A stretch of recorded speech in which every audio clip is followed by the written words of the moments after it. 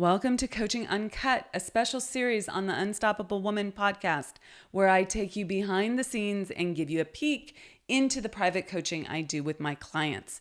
All of these coaching calls have been recorded with the permission from my clients who have generously allowed me to share these with you as a way of helping more people in this world. They give you access to master level coaching and the opportunity to learn the lessons that they're learning right along with them.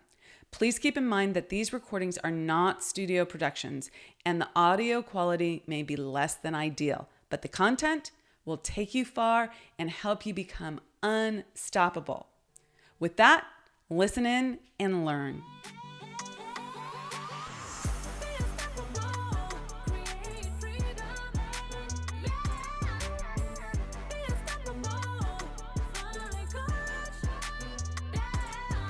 Have you ever wondered how to create content marketing easily? You know that you need to be putting your great content out in the world so that your prospective clients get to know you, like you, and trust you so that they can see what you have to offer. It's a great strategy, but how do you make it easier? How do you save time and not be stuck in the weeds on this? In this episode of Coaching Uncut, I am talking to my client about time-saving tips and strategies for taking what you're already doing and using it on your social media and in all places where you are doing content marketing and using that effectively. So listen in and learn, and I can't wait for you to have this material as well.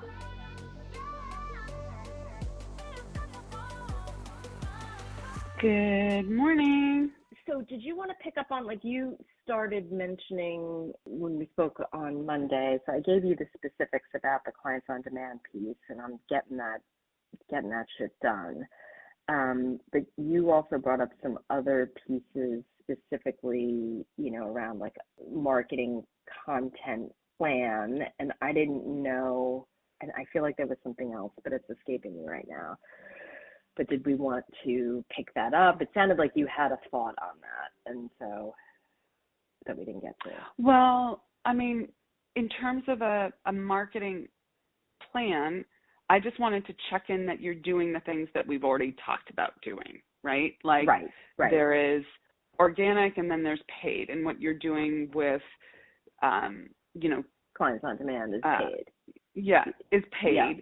And you want to make sure that you're doing that, right? Like our email exchange yesterday was all about nudging you forward and making sure that happens. Yeah, because totally. You need that, you want that, and it is going to be testing and tweaking. It doesn't always happen instantaneously. So therefore, you need to do it sooner than later because you need to allow for that. Okay. Yes. So then, in terms of your organic, I just want to make sure you're doing it and you're doing it consistently. Yeah, and that would be no to consistently. Okay, so what are you doing now and what would consistent look like? Well, for a time, I was posting on LinkedIn once a week.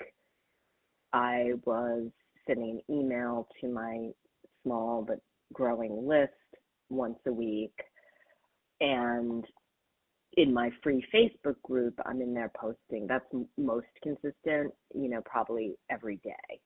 Sometimes I've missed a couple of days, but usually I'm in there every day. And then I've fallen off the wagon with my weekly posts for LinkedIn and emails to my group. It's not worth getting into why, because it's all just excuses. So I need to amp that up. And I think the other thing is, I don't know why I have resistance around this because I know it needs to be done, but always making sure that I'm bringing things back to some kind of call to action at the end. And I think, it's not that hard. I've done it before, so I don't know why I'm resisting it. Anyway, so, I know what I need to do. I just need to sit down and do it and prioritize, but I just find that because I feel like I take so long to get things written, it doesn't, like I said, it doesn't matter. I'm just making excuses. Okay. I know what I have to do. Okay, well, good that you know what you have to do. Good that you recognize that it's all Bullshit. a decision, right? Yeah. And then the question that I'll give you again and again, this never stops, okay, Right. is how can you make that easier? Okay, so if writing becomes challenging, right, like it's a big thing, you have to sit down and do it, could you take your coaching calls, your group coaching calls, and transcribe them and pull a nugget out of that so that you have a framework, right? Is it easier for you to write something after you have a private coaching call? Like, I just coached her on this. That would make a great newsletter or LinkedIn post, right? And while you're in it, you just write it. Playing off of that, I would say shitty first draft, just remember that, because one, read you can get really bogged down by like making it perfect as you're going through it and getting your ideas out, and it slows it down. So one of the things I've just learned is like, get the idea out, realize that, oh my God, that's 5 ideas, that's 5 newsletters, not one, or 5 LinkedIn posts, not one. Break it down and then fine tune the section. Yep. So there's a play here that I want you to recognize that I think it took me a long time to figure this out. You need consistency. You need stuff on your calendar. You need to commit to doing things at particular times. And yet, that's not necessarily when you're most inspired, okay? Your hormones might be dropping. Your blood sugar might be dropping. You might be rushed, right? Like, you're not necessarily set up to just sit down and be creative. So you can train yourself to do that, I think.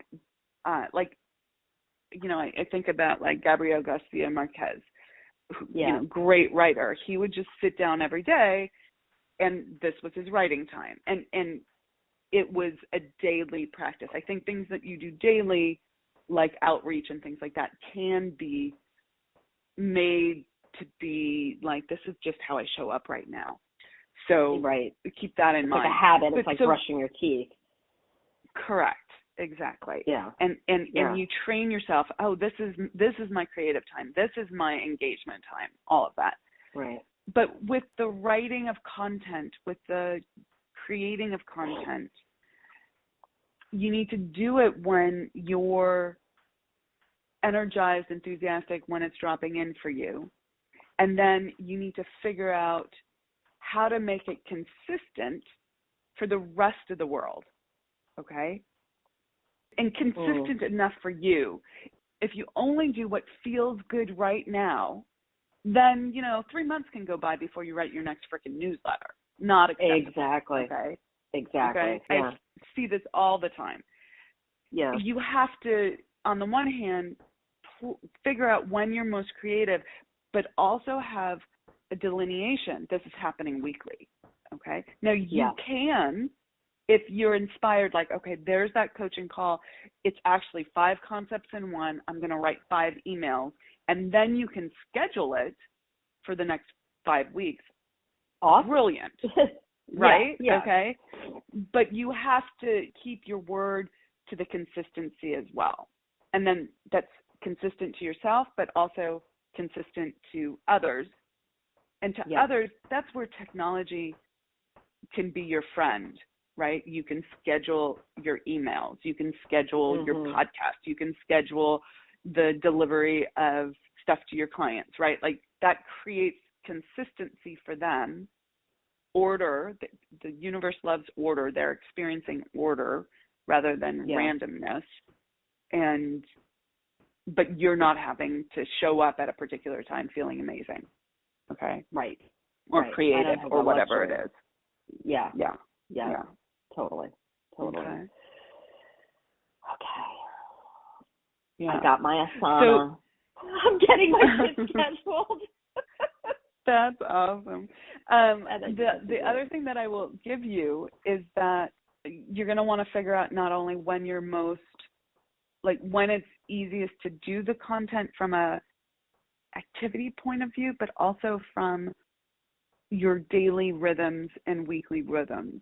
Okay, this is part of the law of rhythm, right? Like my daily rhythm is I'm most creative in the morning. So I do a ton of work in the morning and get so much done. And I use my afternoons for the things that don't take that level of creativity. Okay. And creativity for me is problem solving, right? Is like, this is the next thing we need to do in the business. It's not just like writing an email or writing a newsletter or podcast or whatever. Right. Yeah, no, definitely. No, I have to put that structure in place. I sit here reflecting and I'm like, well, I don't know, like oddly enough, although I do consider myself a morning person, for some reason, like writing and kind of letting my mind wander as I create something, it's odd, but I feel like I do that better almost at night. Like, I don't know. It's like I need a dark. It's like I need a dark room with a small light and like feeling cozy. And I don't know. It's weird. Yeah. Do it the way that works for you. Don't round hole square peg yourself, but figure out what your rhythm is. But do it. And do it. Yeah. There was something else that I wanted to say to you. What was it? What were you just saying? There's something else. What I was going to say is then I get into this whole like, oh my God, I have to have a theme for the month and what am I going to talk about? And it's like a series of things that have to go together. And then I just blow it up in my head and I find I let that stop me as well, as opposed to just, it'd be nice to have a theme. That'd be great. I can get to that, but it's more important that I get, solid content out on a regular schedule. Correct. You've coached yourself there. Okay. You just at this stage in your business, like, don't let that be a gating factor. Okay. If you can do it and it's easy and you jamming on it, all the better. But at this stage in your business, don't let that be a gating factor. The thing that dropped in for me that I wanted to share with you that I really want you to hear and take in is that the difference between starter people in business, running their business on their own, and people who are in the multiple six figures and are going for scale above that, is that they don't have a problem focusing. Procrastination isn't an issue, They don't, they know how to work with themselves enough. It's iterative. I consistently work on this with myself. There's a next layer and layer and layer. But like, if someone asked me, do you have an issue with, being spun out or pulled in a bunch of different directions or not being able to focus or not being able to get things done? I'd say no. Like, absolutely not. What I have is my eyes are bigger than my stomach situation, right? Like my growth plans are just so much bigger than the amount of time I have in a day. So I'm constantly figuring out how to leverage my calendar, leverage my team, scale so that I can handle that. But what I hear from people who are, in that place to get past the six figures is that they struggle with focus and getting it done, getting distracted. And this is not to say that entrepreneurs don't have that new idea mind. They do. It's kind of like we all have ADHD. And we're on to the next thing. But the ones that make it figure out how to work with that versus, and by make it, I mean really scale their business beyond the six figures. And not everyone has that as a goal. But if that's your goal, which I know it is, I'm holding that carrot out for you. You have to really fall in love with making it easy, like figuring out how to focus on this, make it easy, on to the next thing, not staying in this place of distraction or putting it off or not doing it. It's the keeping your word to yourself aspect. But it is a muscle that can be built. It's not like 100%. That's where I get into 100%. like, I'm just doomed. No, no, not at all. But I didn't think you were saying that. Yeah. No, I mean, Yeah. the story I tell around this is I spent the first 6 months of being in business building a website, like figuring out colors, fonts, italics, asinine, okay? Just not the right way to spend your time. But I didn't know any better. Right. Okay, now I coach people, like I think you made your website in a weekend. You iterated after that, but like you can get it done so much faster and get something out and then iterate on it. So, and I used to take, we laugh about this. It used to take me a week to write a newsletter. It does not anymore. Let me just tell you. Oh, clearly. Yeah, no, I get it. And so the steps that you took was committing to the time, writing even when you didn't want to write, that kind of thing. But practice. Also learning myself, knowing that I have short bursts of energy, meaning 2 to 3 hours where I can go deep on something where I'm really excited about it and I can flush things out. And if I can get a bunch done in that time, then I feel great. If I have to do a lot of little piddly stuff all the time, and I feel great when I'm getting the test done, don't get me wrong, but like I like to do deep chunks, move it ahead, deep chunks and move it. Other people are different. So you have to, this is about learning how you work best and then doing it faster. Okay. Creating deadlines for yourself where you can do more. So if right now it's one LinkedIn post, one email, and daily in your group, fantastic. You need to hold that as a standard for yourself. Okay. Yeah. And then once that's in place and consistent, then you're like, oh, what's the next? Okay. This is simple marketing plan that scales.